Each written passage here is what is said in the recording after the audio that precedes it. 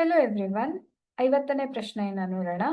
A 1,-5 ಮತ್ತು B -4,5 ಬಿಂದುಗಳನ್ನು ಸೇರಿಸುವ ರೇಖಾಖಂಡವು ಎಕ್ಸ್ ಅಕ್ಷದಿಂದ ಯಾವ ಅನುಪಾತದಲ್ಲಿ ವಿಭಾಗಿಸಲ್ಪಡುತ್ತದೆ ಎಂಬುದನ್ನು ಕಂಡುಹಿಡಿಯಿರಿ.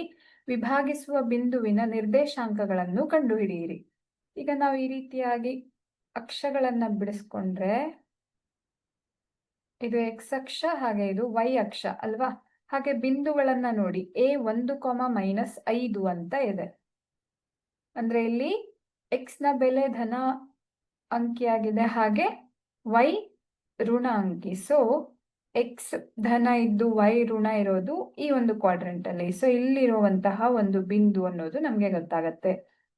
ಅದೇ ರೀತಿ ಬಿ ಬೆಲೆಯನ್ನ ನೋಡಿದಾಗ ಎಕ್ಸ್ ಬೆಲೆ ಮೈನಸ್ ಇದೆ, ವೈ ಬೆಲೆ ಪ್ಲಸ್ ಇದೆ. ಸೊ ಇಲ್ಲಿರುವಂತಹ ಒಂದು ಬಿಂದು. ಸೊ ಈ ಎರಡು ಬಿಂದುಗಳನ್ನ ಸೇರಿಸುವಂತಹ ರೇಖೆ ಇಲ್ಲಿ ಎಕ್ಸ್ ಅಕ್ಷದಿಂದ ಭಾಗಿಸಲ್ಪಡ್ತಾ ಇದೆ. ಅದರ ನಿರ್ದೇಶಾಂಕವನ್ನ ನಾವು ಕಂಡುಹಿಡಿಬೇಕು. ಇದನ್ನ ಪಿ ಎಕ್ಸ್ ವೈ ಅಂತ ತಗೊಂಡ್ರೆ ಎಕ್ಸ್ ಅಕ್ಷದ ಮೇಲೆ ಇರುವಂತಹ ಬಿಂದು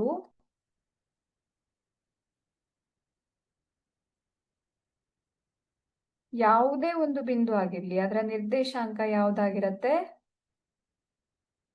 ಸಾಮಾನ್ಯವಾಗಿ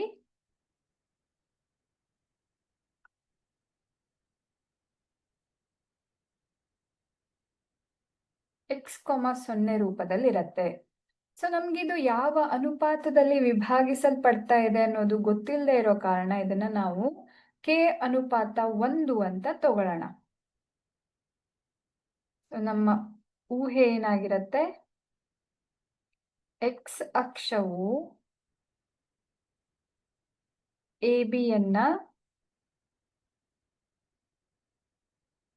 k ಅನುಪಾತ 1ರಲ್ಲಿ ವಿಭಾಗಿಸ್ತಾ ಇದೆ ಅಂತ ತಗೊಳ್ಳೋಣ. ಈಗ ನಾವು ಮಧ್ಯಬಿಂದು ಅಥವಾ ಆ ಒಂದು ಬಿಂದುವಿನ ನಿರ್ದೇಶಾಂಕ ಕಂಡುಹಿಡಿಯೋದಿಕ್ಕೆ ಬಳಸುವಂತಹ ಸೂತ್ರ ಏನು? m1x2 plus m2x1 divided by m1 plus m2, m1y2 plus m2y1 divided by m1 plus m2. So ಈ ಒಂದು ಸೂತ್ರದ ಸಹಾಯದಿಂದ ನಾವಿಲ್ಲಿ ಬೆಲೆಗಳನ್ನ ಆದೇಶಿಸಿದ್ರೆ m1 ಬೆಲೆ k ಅಂತ ಇದೆ, ಹಾಗೆ x2 ಬೆಲೆ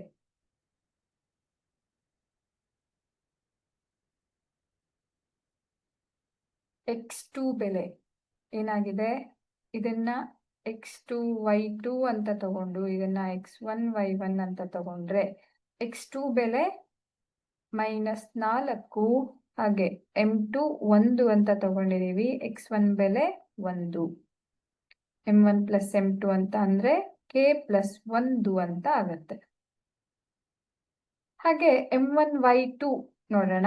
m1 ಬೆಲೆ k, y2 ಬೆಲೆ 5, m2 ಬೆಲೆ 1 ಮತ್ತೆ y1 ಬೆಲೆ -5, k ಪ್ಲಸ್ 1. ಹೌದಾ?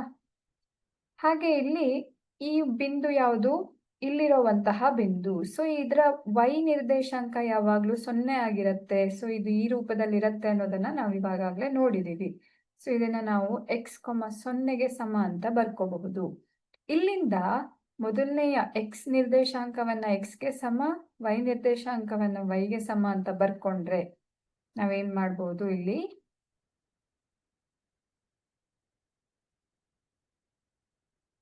k ಇದು k -4 ಗುಣಾಕಾರ ಆದಾಗ -4k ಆಗತ್ತೆ, ಪ್ಲಸ್ 1 ಬೈ k ಪ್ಲಸ್ 1 ಸಮ x ಅಂತ ಬರ್ಕೋಬಹುದು.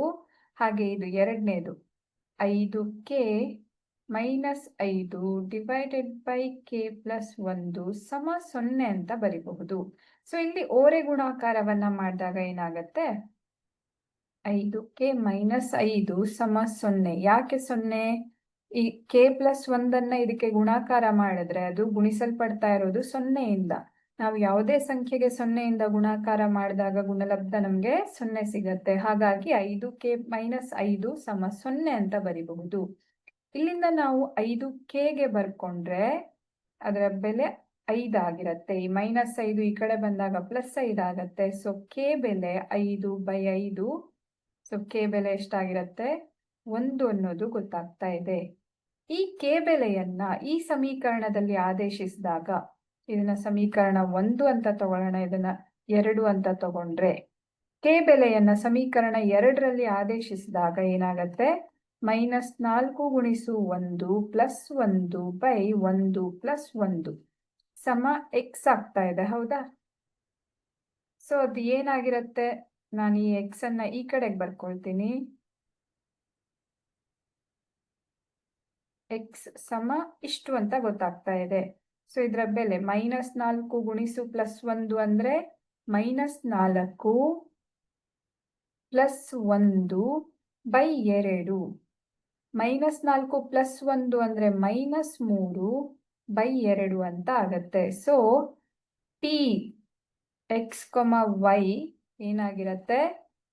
-3/2, 0 ಅನ್ನೋದು ನಮ್ಗೆ ಇಲ್ಲಿಂದ ಗೊತ್ತಾಗ್ತಾ ಇದೆ.